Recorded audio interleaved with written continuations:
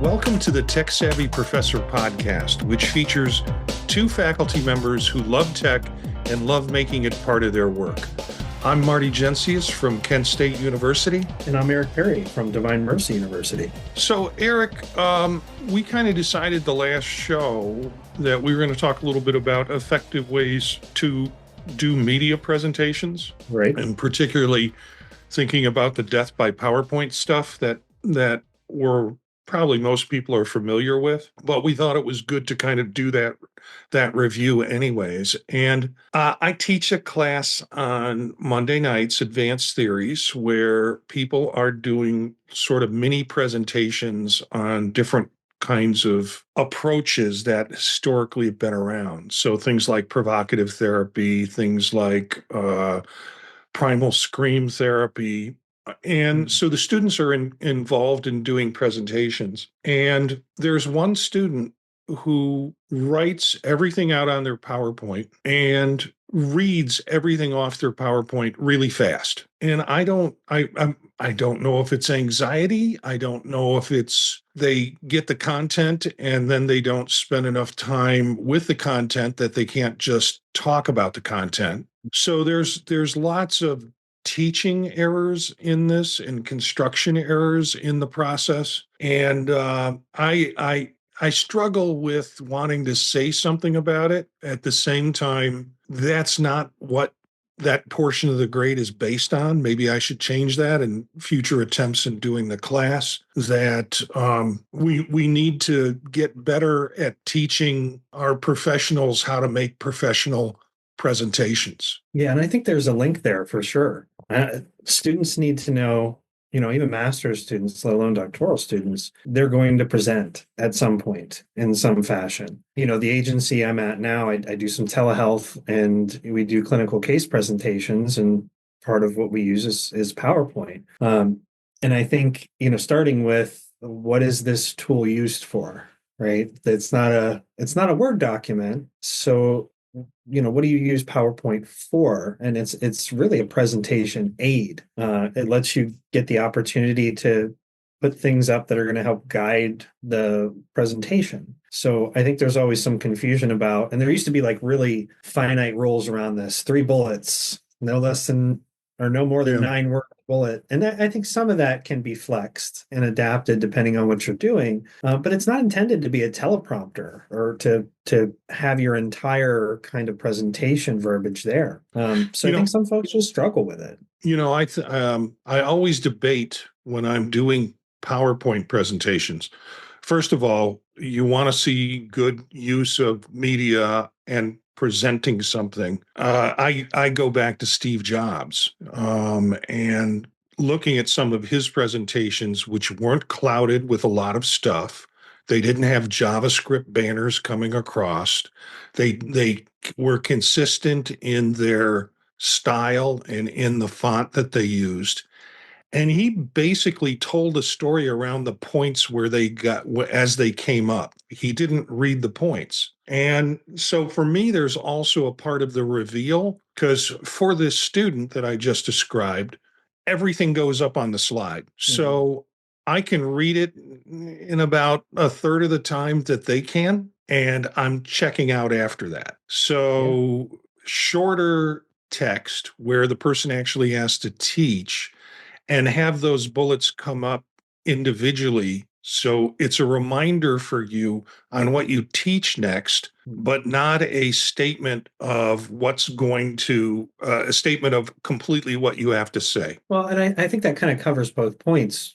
So you talked a little bit about design. It's not just about being minimalist. It's about preparation and delivery. So you're designing the presentation in a way that it helps that flow. So there's points that you want the audience to focus on at a given time. They're not going to be able to do that. They can't read ahead. You're giving the story. So is PowerPoint giving the story, or is it assisting you? Is it an aid? And I think I see this a lot too. You go to a conference and you'll see presenters do this a good bit. They're putting a lot of text up on screen. And if they're reading, they're also not listening to you. So I think there's some intentionality behind that. And I love a good graphic. I think they need to be engaging. but they don't need to be the central focus of the presentation. And Yeah. I think that's where folks get lost. They really want the graphics to pop and to be kind of the center of attention. But you want them to focus in on the content that's important and allow it to guide you. Yeah, are there tips, just general design tips that you might suggest? We've already addressed a few of them, but Yeah, I mean, there's a couple of big ones that came up for me. So I teach developmental psychopathology, and students there do a presentation. And the things that I see the most that kind of bother me, they do a recorded presentation. So you can see them and they kind of walk through their PowerPoint slides. You want to be careful about how text is seen and viewed. So if you're putting this up on a large screen, for example, or if you're just recording the PowerPoint, it might not be able to be seen color scheme wise. So make sure that you're not putting black text on a dark background. Mhm. Stuff that might seem kind of common knowledge, but even some of the templates out there can look pretty cool, but aren't readable. Think about your rules in print, in digital media.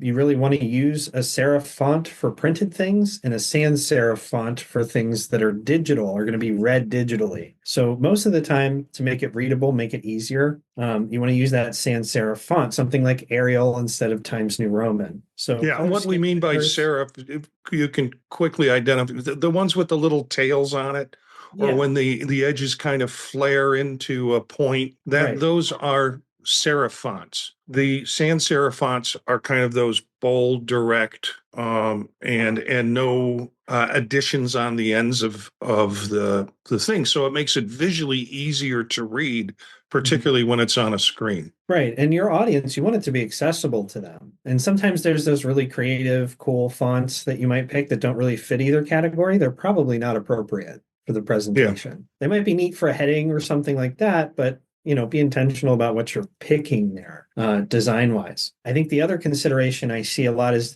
the use of media and images there. You might pull stuff in that you want to kind of explore, or a graphic or an infographic or something like that. I always have an appreciation for detail. Mhm. So, having those match the theme or fit in well can be helpful. And know that they don't necessarily stretch to your screen size the way you might anticipate. So test that out, and make sure that those things are going to be visible in the medium that you're using. So again, if you're Yeah. doing kind of a projector presentation versus something on a screen, you want to make sure those graphics are going to be visible. Yeah, and they look good until you put them on a slide and then they get all pixelated. It kind of Yeah. takes away from the story. I'd like to add in a couple of other things. Yeah. I'm colorblind.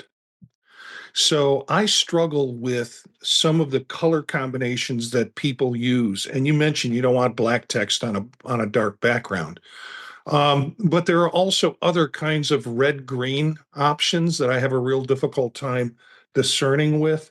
So I always try to go with mainly minimalist approaches in terms of colors. And then there's also font size that I think is important too, in terms of so not having things too small that they become unreadable when you're in a presentation room or giving a presentation. Yeah, I think great considerations. Accessibility is important. And most people, I think, would know this, but if you don't, there's a presentation view that you can use when you're presenting live, and you can have notes on your side that the audience can't see. Right. So if you're worried about giving your presentation and needing more context that you don't want to put on the slide, you can use that presenter view that'll have your notes attached to that slide. There's tons of features in there. There's Yeah. an accessibility check in PowerPoint that you can do to make sure that that's usable. You can also publish your slides to images if you wanted to. You could transform them into handouts. There's tons of stuff you can do in there, but accessibility really is a big deal. Yeah, the thing with using notes, I think that's a good reminder for folks who have a tendency to put everything on the slide so they won't forget to say something Mhm. about it. They could have shorter bullets and have all of that content in the notes section so they'll have access to it if they need it. But the more you get away from putting everything on the slide, couple of things happen. You become more personable as a presenter because the story's coming from you. It's not coming from what's on the slide. And you'd be surprised how much you do remember about the content once you've turned it into a simple three word bullet as a reminder for you. You also have your audience's attention in a different way. Let's talk a little bit about presentation. I'm going to put some links on the show so folks will be able to link out to articles that talk about good PowerPoint style and how, the kinds of things that we've had conversation about here. But then there's this other aspect of doing the presentation. One of the things when doctoral students teach with me and co-teach, one of the gifts I give them at the end of the semester is a little bit a digital slide advance device. Okay. So they can plug it in, because nothing bugs me more than a classroom where they put the computer up in one corner close to the board. The students are out in front of you in some type of theater style. The screen is up on the board, and you are tethered to the computer up front to teach because you can't get too far away from it to advance your slides. So the idea of having a remote, they're cheap. You can get them for $18. And being able to move around the room and use the room, the full environment, is really appealing to me. And not having to be tied to that 3 foot square of the room where the computer is important to me too. Yeah, and I'm an anxious speaker. So for me, pacing helps. I mean, some of it's about intentionally using the room, but I also benefit from being able to walk around to calm my own nervous energy. I have one that I bought for, I don't know, it must have been $25, I think, off of Amazon. And it looks like a pen, and you can put it in your pocket, and you can click it in your pocket even. It has a laser pointer. I don't ever use that, but just to advance your slides back and forth. They're really easy to use. They shouldn't be intimidating, and usually they hook up by USB and use either rechargeable or use a AA or AAA batteries, or a few of them. They're really helpful. I think gone are the days where people think transitions are cool. Mhm. So in doing presentations and putting yours together, there's those wipe transitions for the slides, and animations having text fly in and out can be really distracting. So I think in terms of presentation, again, you want the content to be the focus and you to be the focus of the presentation rather than what's going on the slides. So often those things can detract more than they can be helpful. So I always suggest probably leaving those out is best. So I'll give you, since you don't use the laser pointer, I'll give you a purpose for using the laser pointer. When two students are talking while you're presenting, you just take the laser pointer and shoot it down right between them on the desk. Gets their attention right away. Right. It has a different purpose. Yeah. So things, being careful about the pace in which you speak, and the clarity in which you speak is important when you're going through that. I'm glad you added in the things about transitions, because we went nuts with those about 20 years ago. Sure. Everyone had to have a different thing. And sometimes the presenter would stop, hit the transition button, and you have to sit and wait for the transition to happen Yeah, and in they're watching order for for it. them. Yeah. The presenter's watching for it. So, testing your technical setup, big issue. And different computers respond different ways to, if you're bringing your own laptop and plugging it in, really making sure that the process works well. We have, as I said, a computer that's up in the corner of the room, and it has the ability to connect out to laptops through a multi-pronged hydra of different types of connections. Part of the problem is it doesn't connect the same with all computers. So the HDMI does not seem to work well on certain computers, and they have to go into a display mode that they can't look at their display anymore. They have to look at what's up on the screen in order to see what's going on. Hence, you lose your notes in that process. So testing it out, what will your computer do and what it won't do? I have a MacBook Pro. I take my MacBook Pro to school because I know the HDMI works. If I take the MacBook Air that I have, the USB-C doesn't always connect with the multi-headed Hydra connector that they have at my college. So get to know that, get to test it out if you can get in early. And when I wind up teaching in a classroom I'm not familiar with, or they have a different setup, I'll sneak in like the day before and try and get my computer to go and figure out what I'm going to use with it. So important to test your hardware before you get in. Yeah, I mean, and just on the topic of presentations and style, sort of, I think it works best when you can tell a story. I know sometimes you need to deliver information and there's concrete things that you need to deliver. But I always appreciate presenters who will include practical applications or, even anecdotes, something to connect the material. I think sometimes I am thinking about my dad, really. He's in the military, and the military loves their PowerPoints, and they would just be like these technical presentations of X, Y, and Z happens. And, he'll make jokes about PowerPoint every once in a while. And, the presenters that I've really appreciated can deliver that kind of content, but they're also not just delivering content. They're adding something to it. So be intentional about how you develop your PowerPoint to support that. If you have anecdotes, if you have stories, if you have things, include bullets, include points that are going to remind you of that element of the presentation you want to deliver. It can be really helpful in engaging your audience. Yeah, I think if we're practicing and have practice, we're tempted to tell stories about our clients. That often gets dangerous. If I'm teaching psychopathology and there's a particular pathology that I worked with a client on, you got to be careful about not telling a story and, sharing information that could very well disclose who that client is, or they could be easily identified.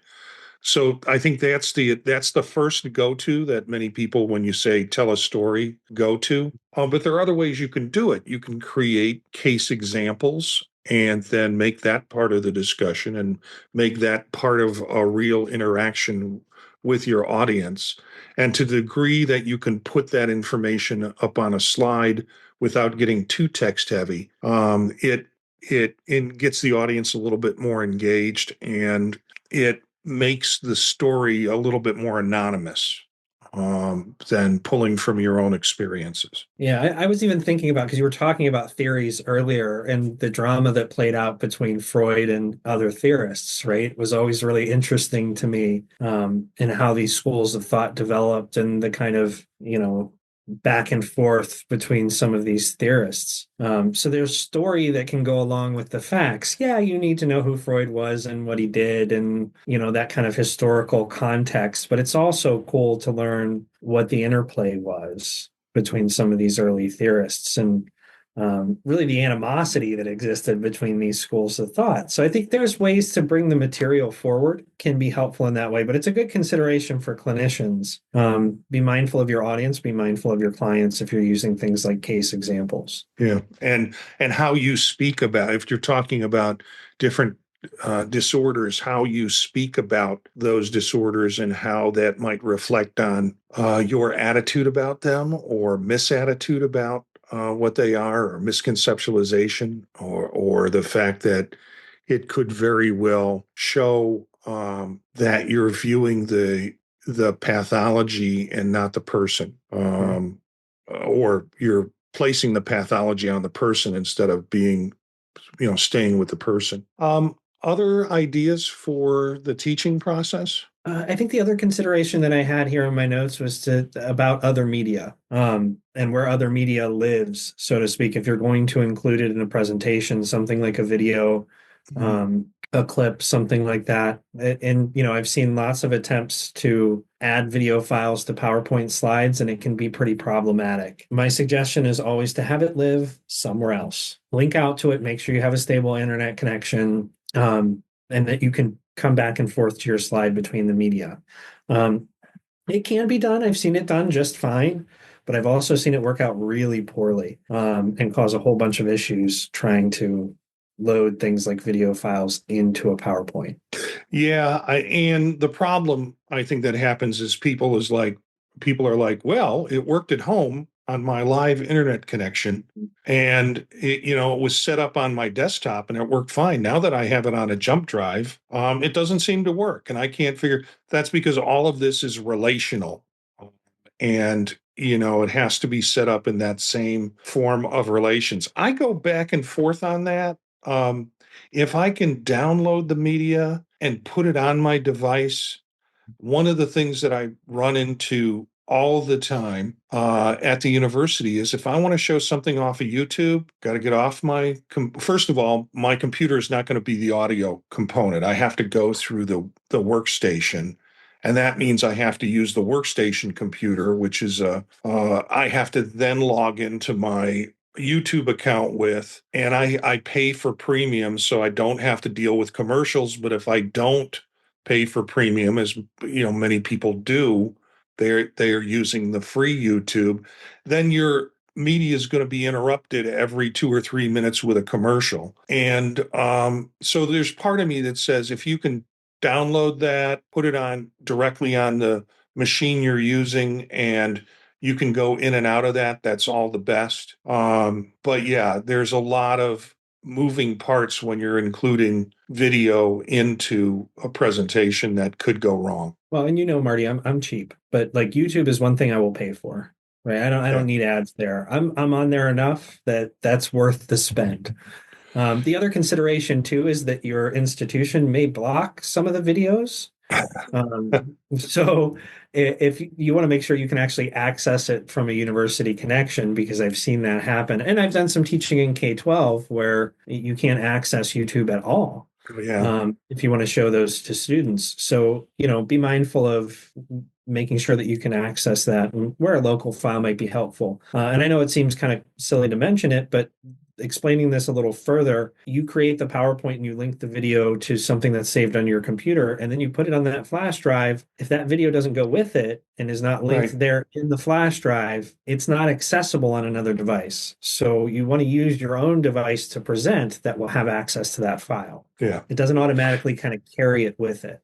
Yeah. In our case, even through the HDMI cable that's set up, first of all, I take in my setup in the room that I teach in, or rooms that I teach in, I have bought 20 feet of HDMI cable. So I can plug in at the home computer and be in another part of the room closer to students and operate my laptop from that.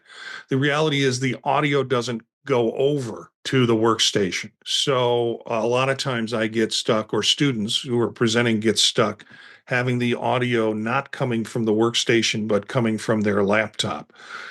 Now, thank God it's a small enough room that generally works. But again, we have this wonky Hydra setup that we connect in order to use the devices. And it's really more PC friendly than it is Mac friendly in terms of how it works with our universities. So again, test, try, get comfortable with, and be ready for it to all go belly up.